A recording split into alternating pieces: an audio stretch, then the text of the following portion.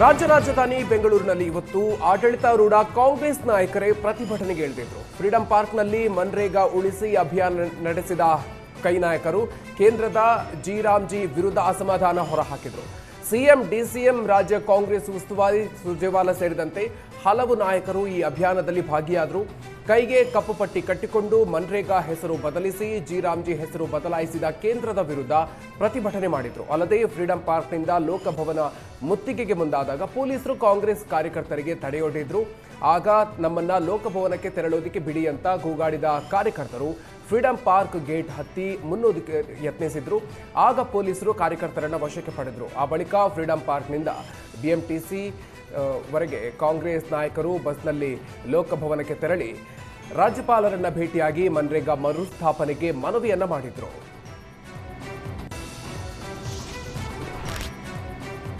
G ವಿರುದ್ಧ ಪ್ರತಿಭಟನೆಗೆ ಇಳಿದ ಕಾಂಗ್ರೆಸ್ ನಾಯಕರು ಕೇಂದ್ರ ಸರ್ಕಾರದ ವಿರುದ್ಧ ವಾಗ್ದಾಳಿ ನಡೆಸಿದ್ರು.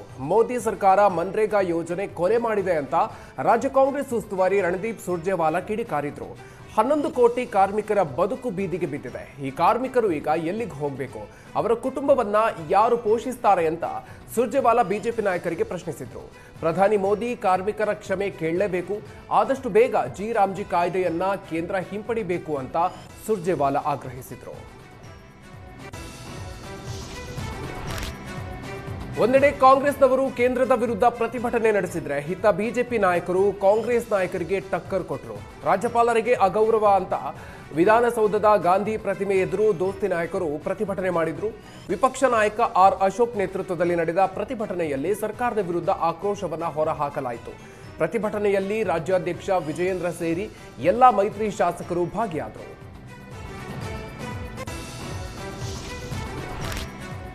ವಿಧಾನಸಭೆ ಕಲಾಪ ಆರಂಭವಾಗ್ತಿದ್ದಂತೆ ಬಿಜೆಪಿ ನಾಯಕರು ಪ್ರತಿಭಟನೆ ನಡೆಸಿದ್ರು. ಸದನದ ಬಾವಿಗೆ ಇಳಿದು ಬಿಜೆಪಿ ಶಾಸಕರು ಆಕ್ರೋಶವನ್ನ ಹೊರಹಾಕಿದ್ರು. ಅಬಕಾರಿ ಇಲಾಖೆ ಲಂಚಾವತಾರ ಚರ್ಚೆಗೆ ವಿಪಕ್ಷಗಳು ಪಟ್ಟು ಹಿಡಿದವು. ವಿಪಕ್ಷಗಳ ಹೋರಾಟಕ್ಕೆ ಮಣಿದ ಸ್ಪೀಕರ್ ಯುಟಿ ಖಾದರ್ ಚರ್ಚೆಗೆ ಅವಕಾಶ ಕೊಡ್ತೀನಿ ಅಂತ ಭರವಸೆ ನೀಡಿದ್ರು. ಸ್ಪೀಕರ್ ಅವಕಾಶ ಭರವಸೆ ಬೆನ್ನಲ್ಲೇ ಬಿಜೆಪಿ ನಾಯಕರು ಧರಣಿಯನ್ನ ವಾಪಸ್ ಪಡೆದ್ರು. ಈ ಸಂದರ್ಭದಲ್ಲಿ ನೀವು ಅವರ ಕಡೆ ಬಿಟ್ಟು ಈ ಕಡೆಗೂ ವಾಲಿ ಅಂತ ಅಶೋಕ್ ಸ್ಪೀಕರ್ ಅವರನ್ನ ಕೇಳಿದ್ರು. ಅವರು ಬೇಕು ನೀವು ಬೇಕು ಅಂತ ಸ್ಪೀಕರ್ ಯುಟಿ ಖಾದರ್ ಹೇಳಿದ್ರು. ವಿಧಾನ ಪರಿಷತ್ನಲ್ಲಿ ರಾಜೀವ್ ಗೌಡ ಬಗ್ಗೆ ಬಿಜೆಪಿ ನಾಯಕರು ಪ್ರಸ್ತಾಪಿಸಿದ್ರು. ಇಲಾಖೆಯಲ್ಲಿ ಮಹಿಳೆಗೆ ರಕ್ಷಣೆ ಇಲ್ಲ ಅಂತ ಎಂಎಲ್ಸಿ ಭಾರತಿ ಶೆಟ್ಟಿ ಆಕ್ರೋಶವನ್ನ ಹೊರಹಾಕಿದ್ರು. ರಾಜೀವ್ ಗೌಡ ವಿರುದ್ಧ ಅಮೃತಾ ಗೌಡ ಕೇಸ್ ದಾಖಲಿಸಿದ್ದಾರೆ. ಆದರೆ ಇಲಾಖೆಯಿಂದ ಒಂದೇ ಒಂದು ಕೇಸ್ ಹಾಕಿಲ್ಲ. ಒಂದು ವೇಳೆ ಇಲಾಖೆಯಿಂದ ಕೇಸ್ ದಾಖಲಿಸಿದ್ದಕ್ಕೆ ಗಟ್ಟಿತನ ಇತ್ತು ಅಂತ ಎಂಎಲ್ಸಿ ಭಾರತಿ ಶೆಟ್ಟಿ ಹೇಳಿದ್ದಾರೆ.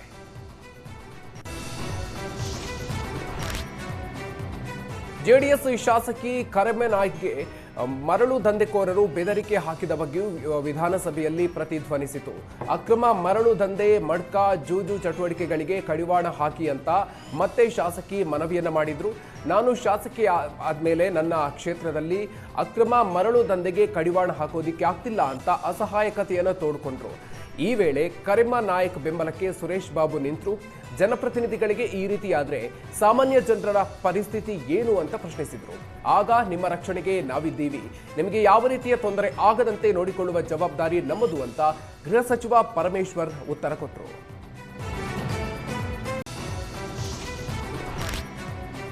ಲಿಫ್ಟ್ನಲ್ಲಿ ಆಸ್ಪತ್ರೆಯ ಸಿಬ್ಬಂದಿ ಸರ ಕದ್ದು ಪರಾರಿಯಾದ ಘಟನೆ ಮಧ್ಯಪ್ರದೇಶದ ಭೋಪಾಲ್ನ ಏಮ್ಸ್ ಪ್ರೀಮಿಯರ್ನಲ್ಲಿ ನಡೆದಿದೆ. ಮುಖವಾಡ ಧರಿಸಿ ಬಂದ ಕಳ್ಳ ಮಹಿಳಾ ಸಿಬ್ಬಂದಿಯ ಜೊತೆಗೆ ಮಾತಿಗಿಳಿದಿದ್ದಾನೆ. ಸಿಬ್ಬಂದಿಯಲ್ಲಿ ನೇತ್ರ ವಿಜ್ಞಾನ ವಿಭಾಗ ಯಾವ ಮಹಡಿಯಲ್ಲಿ ಇದೆ ಅಂತ ಕೇಳಿದ್ದಾನೆ. ಲಿಫ್ಟ್ 3ನೇ ಮಹಡಿಯನ್ನ ತಲುಪ್ತಾ ಇದ್ದಂತೆ ಮಹಿಳೆಯ ಕುತ್ತಿಗೆಯಿಂದ ಸರವನ್ನ ಎಗರಿಸಿ ಎಸ್ಕೇಪ್ ಆಗಿದ್ದಾನೆ. ಬಕ್ಸಿವಾನಿಯಾ ಪೊಲೀಸ್ ಠಾಣೆಯಲ್ಲಿ ಲಿಖಿತ ದೂರು ದಾಖಲಿಸಲಾಗಿದ್ದು ಕಳ್ಳನಿಗಾಗಿ ಪೊಲೀಸರು ಬಲೆ ಬೀಸಿದ್ದಾರೆ. ಕಾಲು ನೋವಿನಿಂದ ಬಳಲ್ತಾ ಇದ್ದ ಬಾಣಂತಿ ಆಸ್ಪತ್ರೆಗೆ ಸಾಗಿಸುವ ಮಾರ್ಗ ಮಧ್ಯೆ ಮೃತಪಟ್ಟಿರುವಂತಹ ಘಟನೆ ತೀರ್ಥಹಳ್ಳಿಯ ದೆಂಬ್ಲಾಪುರದಲ್ಲಿ ನಡೆದಿದೆ. ಬಾಣಂತಿ ಕಾವ್ಯಾಗೆ ಕಾಲು ನೋವು ಕಂಡು ಬಂದಿದ್ದು ಕುಟುಂಬಸ್ಥರು ಆಂಬ್ಯುಲೆನ್ಸ್ಗೆ ಕರೆ ಮಾಡೋದಕ್ಕೆ ಪ್ರಯತ್ನ ಪಟ್ಟಿದ್ದಾರೆ. ಆದರೆ ನೆಟ್ವರ್ಕ್ ಸಮಸ್ಯೆಯಿಂದ ಆಂಬ್ಯುಲೆನ್ಸ್ ಸಿಕ್ಕಿಲ್ಲ. ಕಾರ್ನಲ್ಲಿ ಆಸ್ಪತ್ರೆಗೆ ಬರುವ ಮಾರ್ಗದ ಮಧ್ಯೆ ಮೃತಪಟ್ಟಿದ್ದು ಕುಟುಂಬಸ್ಥರ ಆಕ್ರಂದನ ಮುಗಿಲು ಮುಟ್ಟಿದೆ.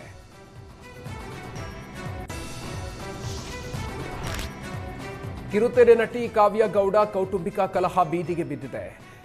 ಆಸ್ತಿಗಾಗಿ ನಟಿ ಕಾವ್ಯಗೌಡ ದಂಪತಿ ಮೇಲೆ ಹಲ್ಲೆ ಮಾಡಿದ್ದಾರೆ ಅನ್ನೋ ಆರೋಪ ಕೇಳಿ ಬಂದಿದೆ. ನಟಿ ಕಾವ್ಯಗೌಡ ಹಾಗೂ ಪತಿ ಸೋಮಶೇಖರ್ ಮೇಲೆ ಹಲ್ಲೆಯನ್ನ ನಡೆಸಿದ್ದಾರೆ ಅಂತ ರಾಮಮೂರ್ತಿ ನಗರ ಠಾಣೆಗೆ ದೂರು ನೀಡಲಾಗಿದೆ. ನಟಿ ಕಾವ್ಯ ಪತಿ ಸೋಮಶೇಖರ್ ಹಾಗೂ ನಂದೀಶ್ ಸಹೋದರರು. ನಟಿ ಕಾವ್ಯಗೌಡ ಮತ್ತು ನಂದೀಶ್ ಪತ್ನಿ ಪ್ರೇಮ ಮಧ್ಯೆ ಆಗಾಗ ಜಗಳ ಮನಸ್ತಾಪ ಉಂಟಾಗ್ತಾ ಇತ್ತು. ನಿನ್ನೆ ಪ್ರೇಮ ಸಂಬಂಧಿಕರು ಮನೆಗೆ ಬಂದಿದ್ರು. ಈ ಸಂದರ್ಭದಲ್ಲಿ ನಟಿ ಕಾವ್ಯ ಹಾಗೂ ಪ್ರೇಮ ನಡುವೆ ಗಲಾಟೆಯಾಗಿದ್ದು, ಪ್ರೇಮ ನಂದೀಶ್ ಪ್ರಿಯಾ ರವಿಕುಮಾರ್ ವಿರುದ್ಧ ನಟಿ ಕಾವ್ಯಗೌಡ ದೂರನ್ನ ದಾಖಲಿಸಿದ್ದಾರೆ. ನಟಿ ಕಾವ್ಯಗೌಡ ಪತಿ ಸೋಮಶೇಖರ್ಗೆ ಚಾಕುವಿನಿಂದ ಇರಿದು ಸಂಬಂಧಿಕರೇ ಬೆದರಿಕೆ ಹಾಕಿದ್ದಾರಂತೆ. ಖಾಸಗಿ ಆಸ್ಪತ್ರೆಯಲ್ಲಿ ನಟಿ ಕಾವ್ಯಗೌಡ ಗಂಡ ಸೋಮಶೇಖರ್ ಚಿಕಿತ್ಸೆಯನ್ನು ಪಡಿತಾ ಇದ್ದಾರೆ. ರಾಮಮೂರ್ತಿ ನಗರ ಪೊಲೀಸ್ ಠಾಣೆಯಲ್ಲಿ ಪ್ರತಿ ದೂರು ದಾಖಲಾಗಿದೆ. ಇದೇ ವೇಳೆ ನಂದೀಶ್ ಮಾವ ರವಿಕುಮಾರ್ ಸುವರ್ಣ ನ್ಯೂಸ್ ಜೊತೆಗೆ ಮಾತಾಡಿ ಮನೆಗಾಗಿ ಸೋಮಶೇಖರ್ ಪತ್ನಿ ಕಾವ್ಯಗೌಡ ಗಲಾಟೆ ಮಾಡಿದ್ದಾರೆ ಅಂತ ಆರೋಪವನ್ನ ಮಾಡಿದ್ರು. ಸರ್, ಅವರು ಮನೆಗೋಸ್ಕರ ಗಲಾಟೆ ಮಾಡ್ತಾ ಇದ್ದಾರೆ. ನಮ್ಮನ್ನ ಮನೆಯಿಂದ ಹೊರಗಡೆ ಹಾಕಬೇಕು ಅಂತ. ಅದು ನಮ್ಮ ಮಾವ ಅವ್ರ ಮನೆ ಸರ್. ಆ್ಯಕ್ಚುಲಿ ನಮ್ಮ ಮಾವ ಅವ್ರ ಮನೆಯಲ್ಲಿ ನಾವು ನಮ್ಮ ಕುಟುಂಬ ಹಾಗೂ ಕಾವ್ಯಗೌಡ ಅವ್ರ ಕುಟುಂಬ ಆ ಮನೆಯಲ್ಲೇ ಇರೋದು. ಅವ್ರ ತಮ್ಮ ಸೋಮಶೇಖರ್ ಬಂದು ನಮ್ಮ ಮನೆಯವ್ರ ತಮ್ಮ. ಸೊ ನೀವು ಮೀಡಿಯಾನಲ್ಲೆಲ್ಲ ಪೋರ್ಟ್ರೇ ಮಾಡ್ತಾ ಇದ್ದೀರಲ್ಲ ಆ ವಿಡಿಯೋ, ಅದು ಸೋಮಶೇಖರ್ ಅವರು ನನ್ನ ತಂಗಿ ಮೇಲೆ ಹಲ್ಲೆ ಮಾಡಿರೋಂಥ ವಿಡಿಯೋ. ಅದನ್ನು ನೀವು ನಂದೀಶ್ ಅಂತ ಪೋರ್ಟ್ರೇ ಮಾಡ್ತಾ ಇದ್ದೀರಾ. ಬಟ್ ಆ ವಿಡಿಯೋನಲ್ಲಿರೋದು ಸೋಮಶೇಖರ್ ಅವರು ನನ್ನ ತಂಗಿ ಮೇಲೆ ಹಲ್ಲೆ ಮಾಡಿರೋದು. ಅದು ಡ್ರೆಸ್ ಎಲ್ಲ ಎಳೆದಾಕಿ ನಿನ್ನ ಕೊಲೆ ಮಾಡ್ತೀನಿ, ರೇಪ್ ಮಾಡ್ತೀನಿ ಅಂತೆಲ್ಲ ಮಾತಾಡಿದ್ದಾರೆ. ಅದೇ ಮಾತುಗಳನ್ನು ನಮ್ಮ ಮೇಲೆ ರಿವರ್ಸ್ ಈಗ ಅಕ್ಯೂಸ್ ಮಾಡ್ತಾ ಇದ್ದಾರೆ, ನಮಗೆ ಹೇಳ್ತಿದ್ದಾರೆ ಅವರು ಅದೇ ಮಾತುಗಳನ್ನು. ಬಟ್ ಅವ್ರು ಮಾಡಿರೋ ಅಂಥ ಸ್ಟೇಟ್ಮೆಂಟ್ ಸರ್ ಅದು ಆ ವಿಡಿಯೋನಲ್ಲಿ ನೀವು ನೋಡ್ಬೋದು ಅವ್ರು ಯಾವ ರೀತಿ ಬಿಹೇವ್ ಮಾಡ್ತಾ ಇದ್ದಾರೆ ಅಂತ. ಸೊ ಬೇಸಿಕಲಿ ಕಾವ್ಯಗೌಡ ಅವ್ರಿಗೆ ಮನೆ ಬೇಕು. ಆ ಮನೆಗೋಸ್ಕರ ನಮ್ಮಿಬ್ಬರನ್ನ ಹೆಂಗಾದರೂ ಮಾಡಿ ಹೊರಗಡೆ ಹಾಕಬೇಕು ಅನ್ನೋ ಒಂದೇ ಒಂದು ಕಾರಣಕ್ಕೆ ಈ ಥರ ಕಿರಿಕ್ ಮಾಡ್ತಾ ಇದ್ದಾರೆ. ತುಂಬ ಕಿರಿಕ್ ಮಾಡ್ತಾ ಇದ್ದಾರೆ ಸರ್, ಮೊದಲಿಂದನೂ ಮಾಡ್ತಿದ್ದಾರೆ. ಬಟ್ ಇದನ್ನೆಲ್ಲ ನಾವು ನಮ್ಮ ಮಾವನವರ ಗಮನಕ್ಕೆ ತಂದಿದ್ವಿ, ಈ ರೀತಿ ಆಗ್ತಾ ಇದೆ ಸ್ವಲ್ಪ ನೋಡಿ ಅಂತ. ಪ್ರತಿ ಸರಿ ಅವ್ರ ಹತ್ರ ಹೋದಾಗೂ ನನಗೆ ಬುದ್ಧಿ ಮಾತು ಹೇಳಿ ಕಳಿಸಿದ್ರು. ಬಿಡಮ್ಮ ಹೋಗಲಿ, ಅವರೇನೋ ಮಾಡ್ತಾರೆ, ತಲೆ ಕೆಡ್ಸ್ಕೊಬೇಡ, ನೀನು ನಮ್ಮ ಹುಡುಗಿ. ಅವರೇ ನೋಡಿ ಇಷ್ಟಪಟ್ಟು ಮಾಡ್ಕೊಂಬಂದಿರೋದು ಸರ್. ನಮ್ಮನ್ನು 2 ವರ್ಷ ಕಾದು ಮಾಡ್ಕೊಂಬಂದರು. ಅವ್ರನ್ನ ಕಾದ್ಕೊಂಡು ಇವರೇ ಬೇಕು ಅಂತ ಮಾಡ್ಕೊಂಡು ಹೋಗಿರೋದು. ನಮ್ಮನ್ನು ಸಂಬಂಧದಲ್ಲೇ ನಾವು ಮದುವೆ ಆಗಿರೋದು.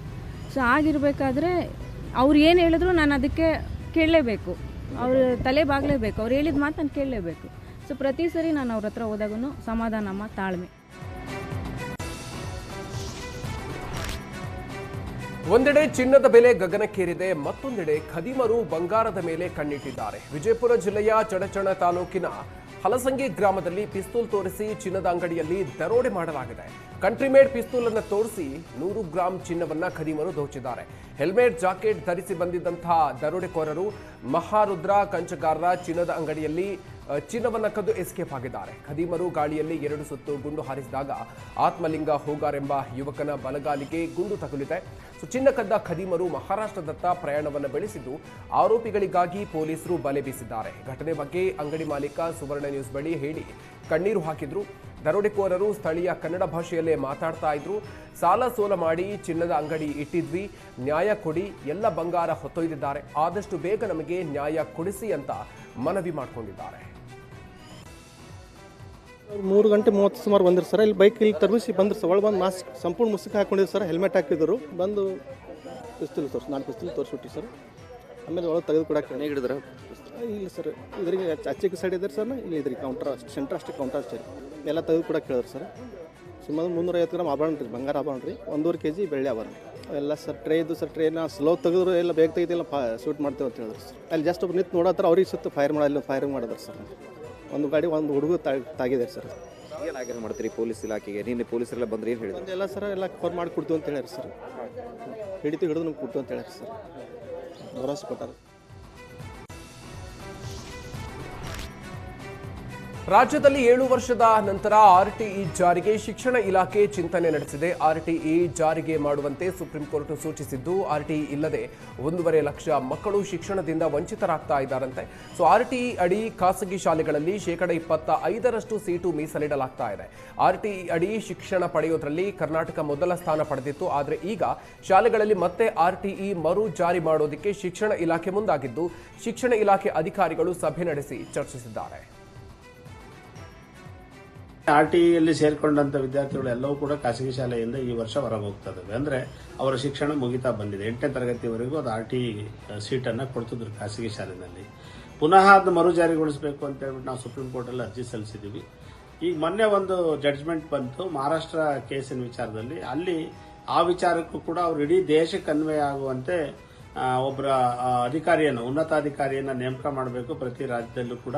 ಸೊ RTEಯನ್ನು ಜಾರಿಗೊಳಿಸಬೇಕು. RTE ಮೂಲಕ ಬಡ ವಿದ್ಯಾರ್ಥಿಗಳಿಗೆ ಖಾಸಗಿ ಶಾಲೆನಲ್ಲೂ ಕೂಡ ಶಿಕ್ಷಣವನ್ನು ಉಚಿತವಾಗಿ ನೀಡಬೇಕು. ಸರ್ಕಾರ ಅದಕ್ಕೆ ಒಂದು ಮಿನಿಮಮ್ ಫೀಸಸ್ ಅನ್ನ ಆ ಶಾಲೆಗಳಿಗೆ ಕೊಡಬೇಕು ಅನ್ನೋ ಒಂದು ಕಟ್ಟಾದೇಶವನ್ನ ಸುಪ್ರೀಂ ಕೋರ್ಟ್ ಮಾಡಿದೆ. ಕಡ್ಡಾಯವಾಗಿ ಜಾರಿಗೊಳಿಸಬೇಕು ಅಂತ ಹೇಳಿ. ಸೊ ಈ ನಿಟ್ಟಿನಲ್ಲಿ ಈಗ ಏನು ಹೊಸ ಆದೇಶ ಬಂದಿದೆ ಅದನ್ನ ನಾವು ಸ್ವಾಗತಿಸ್ತೀವಿ. ಈ ಆದೇಶವನ್ನ ನಮ್ಮ ಸಿದ್ದರಾಮಯ್ಯನವರು ಇದನ್ನ ಉಪಯೋಗಿಸಿ ಮತ್ತೆ ಇದನ್ನ ಜಾರಿಗೊಳಿಸಬೇಕು ಅಂತೇಳಿ ನಾವು ಈ ಮೂಲಕ ಒತ್ತಾಯ ಮಾಡ್ತೀವಿ. ಚಿಕ್ಕಮಗಳೂರಿನ ಮುಳ್ಳಯ್ಯನಗಿರಿ ಪ್ರವಾಸಿ ತಾಣಗಳಲ್ಲಿ ಮುಳ್ಳಯ್ಯನಗಿರಿಗೆ ಬರುವಂತಹ ಪ್ರವಾಸಿಗರ ವಿರುದ್ಧ ಹಿಂದೂ ಸಂಘಟನೆ ಕಾರ್ಯಕರ್ತರು ಹಾಗೂ ಅಯ್ಯಪ್ಪ ಸ್ವಾಮಿ ಭಕ್ತರು ಕಿಡಿಕಾರ್ತಾ ಇದ್ದಾರೆ. ಮುಳ್ಳಪ್ಪ ಸ್ವಾಮಿಯ ಗದ್ದುಗೆ ಮೇಲೆ ಪ್ರವಾಸಿಗರು ಚಪ್ಪಲಿ ಧರಿಸಿ ಓಡಾಡಿದ್ದಕ್ಕೆ ಭಕ್ತರು ಆಕ್ರೋಶವನ್ನ ಹೊರಹಾಕಿದ್ದಾರೆ. ಚಪ್ಪಲಿ ಹಾಕೋದರ ಜೊತೆಗೆ ಎಲ್ಲೆಂದರಲ್ಲಿ ಉಗಿಯೋದು ದೇವರಿಗೆ ಮಾಡುವ ಅಪಚಾರ ಅಂತ ಭಕ್ತರು ಕಿಡಿಕಾರಿದ್ರು.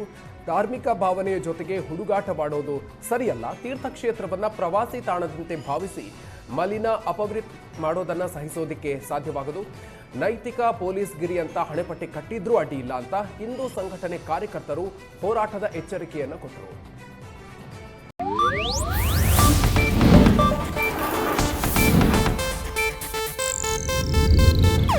ಇದು ಏಷ್ಯಾನೆಟ್ ನ್ಯೂಸ್ ನೆಟ್ವರ್ಕ್ ಪ್ರಸ್ತುತಿ.